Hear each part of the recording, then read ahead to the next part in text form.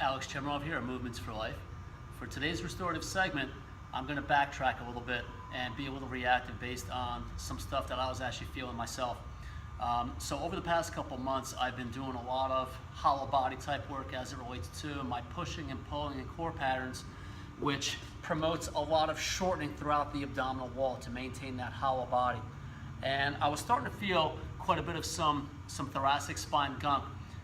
So my fellow coach and trench mate Tim showed me a diaphragm release technique using my fingers. So laying on my back supine, getting my fingers underneath my ribs and doing some diaphragmatic breathing.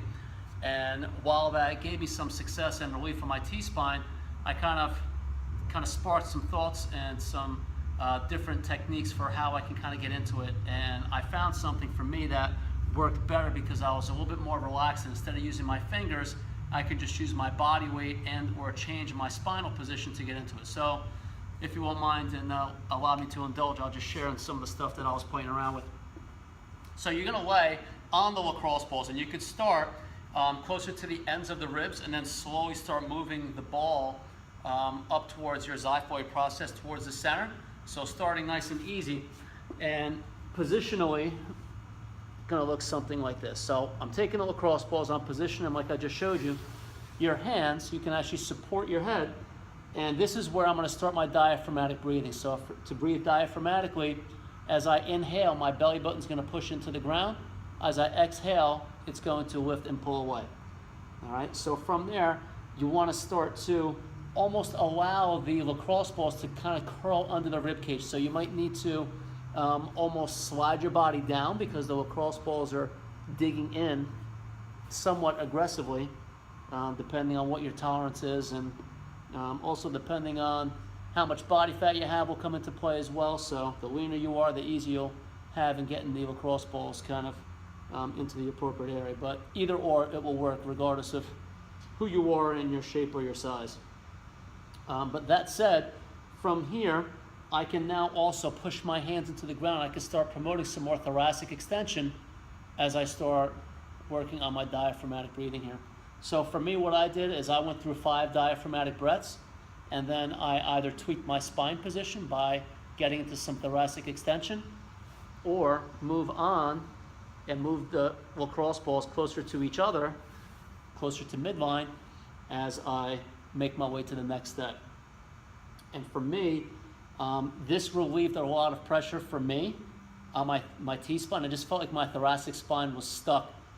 So this actually helped me. Once I released my diaphragm, then I actually got up and I did some vertical core exercises where I was promoting some thoracic extension and start loading up the abdominal wall. I'll show you afterwards.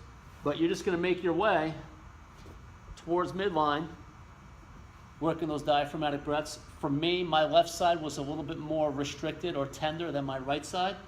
But again, it was a huge difference for me in opening up the front of my body to allow some more extension to take place. So what I did was I followed up with then was some overhead reaches where I just drive my arms overhead and back, just like all the other stuff that we've done. If you've been following me on this channel, is to drive your pelvis forward tuck so you're in a nice posterior tilt, arms come up nice and high, and I felt like I was able to get much better extension. I felt like before I released my diaphragm that I was kind of stuck in thoracic flexion.